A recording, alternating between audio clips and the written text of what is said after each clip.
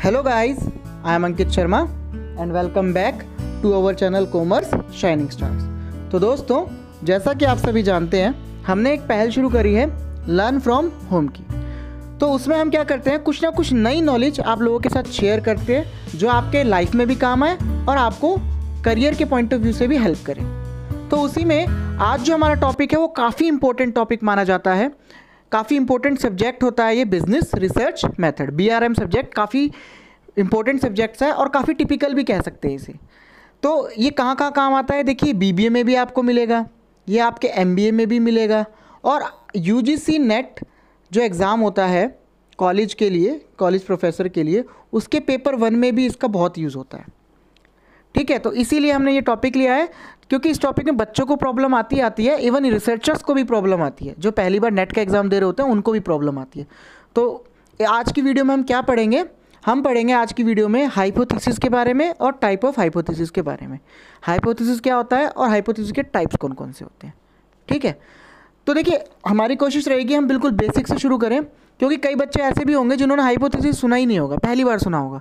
तो हमारी कोशिश ये है कि पॉइंट्स में हाइपोथेसिस को समझाया जाए ताकि एक एक बच्चे को, एक एक इंसान को अच्छे से समझ आए जो हाइपोथेसिस में थोड़ा सा भी इंटरेस्ट रखता है। तो शुरू करते हैं। हाइपोथेसिस को प्रोनाउंस कैसे कर सकते हैं, हाइपोथेसिस आप इस तरह से इसे प्रोनाउंसिएशन कर सकते हैं, इसकी प्रोनाउंसिएशन आप इस तरह से कर सकते हैं। ये है क्या, इट इज़ अ प्रेडिक्शन और possible explanation for a thing that need to be investigated. It is an important step in scientific management. मतलब ये एक तरह की प्रेडिक्शन है, एक तरह की पॉसिबल एक्सप्लेनेशन है किस चीज़ से रिलेटेड, जो भी चीज़ आप इन्वेस्टिगेट करना चाहते हैं। क्या कहना चाह रहा है इस बात से कि एक तरह का आप अंदाज़ा लगा रहे हैं। जब भी आप कोई चीज़ इन्वेस्टिगेट करते हैं ना, जब इन्वेस्टिगेट करने का आप सोचते हैं तो उसके लिए आप कुछ ना कुछ अंदाज़ा लगाते हैं। वो जो आप अंदाज़ा लगा रहे हो, वो जो आप प्रेडिक्शन लगा रहे हो, वो प्रेडिक्शन को ही हम हाइपोथेसिस कहते हैं। हम यहाँ पे भी एक एग्जांपल ले सकते हैं, जैसे कि अगर कोई चोर चोरी करके भाग रहा है, जब पुलिस उसके पीछे भागती है तो कहीं ना कहीं उसके सामने जब दो रास्ते आ जाएं तो पुलिस वहाँ पे क्या करती है, वहाँ पे वो इन्वेस्टिगेशन के अकॉर्डिंग कोई अंदाज़ा लगाती है कि ये रास्ता तो आगे जाके बंद होगा, तो हो सकता है वो इस रास्ते पे गया हो। ये उन्होंने क्या किया, एक हाइपोथेसिस उन्होंने लगाया। ये तो सिंपल सी भाषा में समझाया। आगे हम और एग्जाम्पल लेंगे ताकि और क्लियर हो जाए। इसका 4th पॉइंट क्या कहता है, it is a step we used when we perform science experiment. इसका हम यूज़ साइंटिफिक मेथड में भी करते हैं, या फिर हम अगर साइंस एक्सपेरिमेंट कर रहे हैं तो उसमें भी इसका यूज़ बहुत होता है। इवन रिसर्चर जो होते हैं ना, जो PhD कर रहे होते हैं, उनके लिए भी इसका मीनिंग समझना बहुत इंपॉर्टेंट है, उसमें भी काफ़ी काम आता है। अब देखिए, इसको हमने अपनी लैंग्वेज में बहुत ही सिंपल भाषा में समझाने की कोशिश करी है, उसको देखते हैं। It is an educated guess, it uses what you already know in order to make a well thought prediction. मतलब क्या कहना चाह रहा है, ये एक तरह का एजुकेशन गैस है, एक ऐसा गैस जो आप एजुकेशन बेस पे लगाते हो। It use what you already know in order to make a well thought prediction. आप एक ऐसा अंदाज़ा लगाएं जो अंदाज़ा कहीं ना कहीं आपकी ऑलरेडी नॉलेज से रिलेट करता हो। मतलब कि आपकी प्रीवियस नॉलेज के बेस पे अगर आप कोई भी अंदाज़ा लगाते हैं, उस अंदाजे को एजुकेटेड गैस कहते हैं, और वो एजुकेटेड गैस जो होता है वो हाइपोथेसिस होता है। आगे पढ़ते हैं अगली लाइन में, इन शॉर्ट में भी लिख रखा है। क्या कहते हैं, we can say that when we make a educated guess on the basis of our knowledge and logics, it is called hypothesis. वही बात मैंने यहाँ पे बताई गई है, क्या कि आप कोई भी एजुकेटेड गैस लगाते हैं, when we make any educated guess, किस बेसिस पे हम वो गैस लगाते हैं, हमारी नॉलेज के बेस पे या हमारे लॉजिक के बेस पे। या तो हम अपनी नॉलेज के बेस पे लगा रहे हैं या अपने लॉजिक के बेस पे हम कोई भी गैस लगा रहे हैं, तो वो गैस हमारा हाइपोथेसिस कहलाता है। क्लियर, इसको तीसरे तरीके से भी समझा रखा है, सेम बात है, बस तरीका बदल गया थोड़ा सा। और we can say we think when we think to make a guess which is based on some logical reasoning या सम लॉजिकल रीजंस। जब आप कोई गैस लगाते हैं किसी लॉजिकल रीजन के बेस पे, तो वो आपका हाइपोथेसिस होता है। ठीक है, आगे बढ़ने से पहले मैं इसको एक एग्जाम्पल के थ्रू और बता सकता हूँ।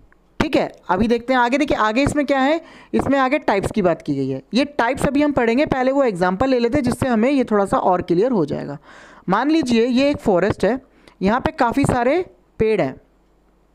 ठीक है जी, अब आप जब इस फॉरेस्ट में गए तो आपने देखा कि इनमें से जो एक पेड़ है वो पेड़ पूरी तरह से जला हुआ है। ठीक है जी, आपने देखा ये पेड़ जो है पूरी तरह से जला हुआ है। अब आप यहाँ पे क्या अंदाज़ा लगाएंगे कैसे जल सकता है ये पेड़? तो आपने सोचा कि हो सकता है जंगल में आग लगी हो।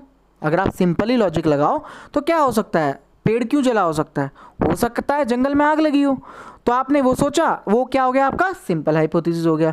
वहीं फिर आपने एक चीज़ देखी कि यार जंगल में अगर आग लगती तो ये पेड़ भी तो जलते जो बाकी हैं, पर ये तो वैसे के वैसे ही हैं, ये तो बिल्कुल नहीं जले, जला तो सिर्फ ये पेड़ है। तो यहाँ पे आपने क्या किया, अब आपने फिर और सोचा कि यार और क्या रीज़न हो सकते हैं। फिर आपने और सोचा तो आपके माइंड में एक चीज़ आई कि पिछले 3 दिन से लगातार बादल गरज रहे हैं और बिजली कड़क रही है। आपने ये सोचा कि भाई हाँ, पिछले 3 दिन से लगातार बादल भी गरज रहे हैं और उससे बिजली भी काफ़ी तेज़ कड़क रही है, और ये जो पेड़ है ये काफ़ी लंबा है, तो हो सकता है जो बिजली है वो टकरा गई हो इससे और इस वजह से ये पेड़ जल गया हो। क्योंकि आपको पता ही है क्या हुआ, आप एक लॉजिकल रीज़न लगा सकते हैं कि जब बादल गरजते हैं, जब बिजली कड़कती है, तो कोई भी ऐसी चीज़ जो काफ़ी ऊंची होती है तो कभी कभार वो बिजली से टकरा जाती है, और जब वो टकराती है तो वहाँ पे आग लग जाती है, पूरे चांस होते हैं वहाँ आग लगने के और आग लग जाती है। तो यहाँ से आपने क्या किया, एक एजुकेटेड गैस लगाया। अगर आप ये चीज़ समझ गए तो आपको हाइपोथेसिस का मतलब समझ आ गया। आपने एक तरह से एक अंदाज़ा लगा दिया जो आपकी प्रीवियस नॉलेज पे बेस्ड था कि हाँ भाई अगर बिजली गिरती है और किस चीज़ पे गिरती है तो वो चीज़ जल जाती है, तो हो सकता है वो बिजली पेड़ पे गिरी हो और पेड़ जल गया हो। यहाँ पे आपने देखा ये लॉजिक बिल्कुल बैठ रहा है और पेड़ों पर फ़र्क नहीं पड़ा, इस पर पड़ा है। तो यानी कि एक तरह से आपने क्या किया, एक एजुकेटेड गैस लगा दिया और वो बिल्कुल सही लगाया आपके अकॉर्डिंग, तो आपको उसका आंसर मिल गया। तो इसे हम क्या कहेंगे, इसे ही हम कहेंगे हाइपोथेसिस। क्लियर?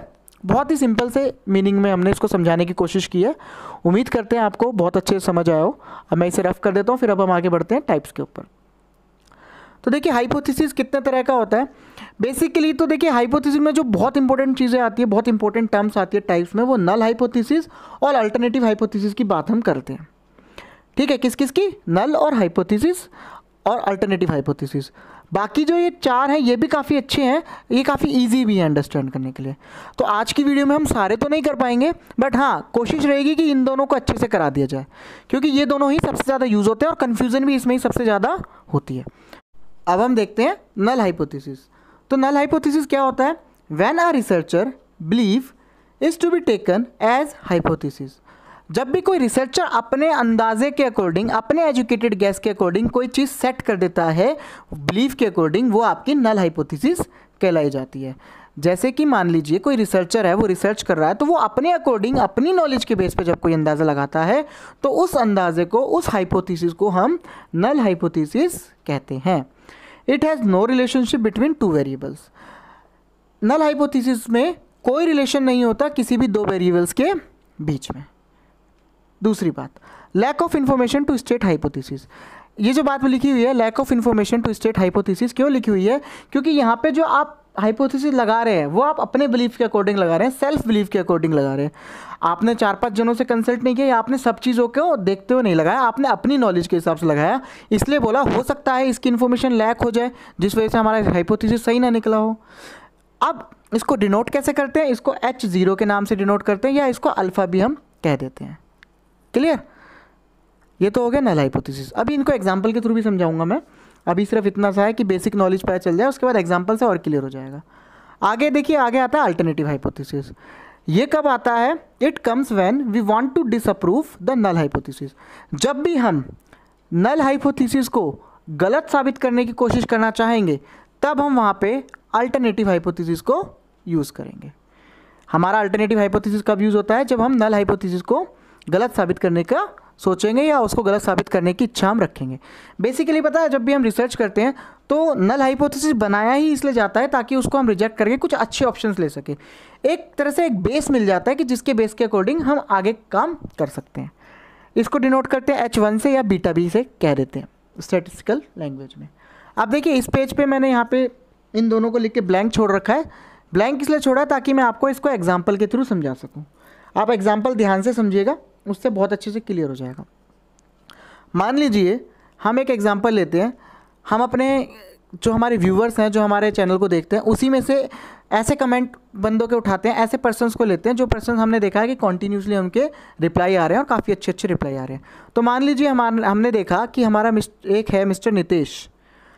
तो मिस्टर नितेश के हमने देखे काफ़ी रिप्लाई, तो हम इसके अकॉर्डिंग एग्जाम्पल लेते हैं, ठीक है जी। और बाकी हम और नाम भी ले सकते हैं, बाकी ये सिर्फ एक तरह से हमने रैंडमली सेलेक्ट किया है। तो देखिए, मैं as a researcher null hypothesis में क्या बोल रहा हूँ, मैं बोलता हूँ नितेश जो है वो बहुत ही समझदार इंसान है, समझदार व्यक्ति है, या बहुत ही जेंटलमैन है कह लो। मैं कहता हूँ ये बहुत ही जेंटलमैन है या जेंटल पर्सन है। मैंने बोला ये बहुत ही जेंटलमैन है या जेंटल पर्सन है, ठीक है। अब मेरी इस बात से कई लोग असहमत भी होंगे, कई लोग सहमत भी होंगे। जब मैंने बोला कि मिस्टर नितेश कुमार बहुत ही जेंटलमैन है, तो मैंने एक नल हाइपोथेसिस दे दिया। अब मान लीजिए यहाँ पे 2-3 बंदे और हैं, लाइक हम एग्जांपल लेते रैंडम, एक सचिन आ गया, ठीक है, या नवीन आ गया, ठीक है, या हर्ष आ गया, या गौरव, मतलब किसी का भी नाम आप ले सकते हैं, ठीक है, या आप फीमेल का भी ले लेते हैं, बहुत टाइम से फीमेल नहीं आई, या कोई अनीशा नाम का आ गया, ठीक है जी, या कोई अनीशा नाम का आ गया। अब ये लोग क्या करेंगे, ये लोगों ने मुझसे बोला सर जो बात आप कह रहे हो ना नितेश के लिए कि वो जेंटलमैन है, वो आप गलत कह रहे हो।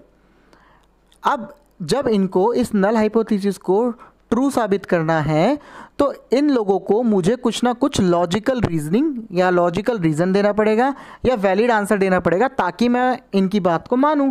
तो ये क्या करेंगे, ये नल हाइपोथेसिस को डिसअप्रूव करने के लिए आए हैं, इसलिए ये अल्टरनेटिव हाइपोथेसिस लाए हैं, ठीक है। अब क्या हुआ, अब मान लीजिए इन्होंने मेरे को लॉजिक्स दिए कि जो मिस्टर नितेश हैं इनको हमने परसों ही देखा था कि भाई ये बहुत बुरा ट्रीट कर रहे थे लोगों के साथ, गरीबों को मार पीट रहे थे, या फिर इन्होंने कुछ ना कुछ प्रूफ के साथ, लॉजिक के साथ मेरे को इनके अगेंस्ट बता दिया।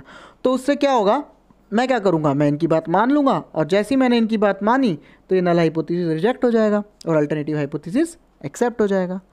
वहीं अगर ये लोगों की बात नहीं प्रूव कर पाए नल हाइपोथेसिस को, तो ये लोग गलत हो जाएंगे, हमारा नल हाइपोथेसिस बना का बना रहेगा। ये होता है नल हाइपोथेसिस और अल्टरनेटिव हाइपोथेसिस का मेन चीज़। उम्मीद करते हैं आपको सब समझ आ गया होगा। आज की वीडियो में हम इतना ही करते हैं।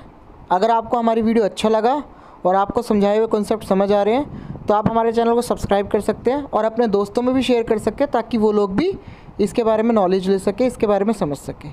अगर आपके इसके अलावा कोई भी डाउट्स आते हैं तो आप हमारे कमेंट सेक्शन में हमें पूछ सकते हैं। So thank you so much. आज की वीडियो में इतना ही करेंगे। बहुत बहुत शुक्रिया।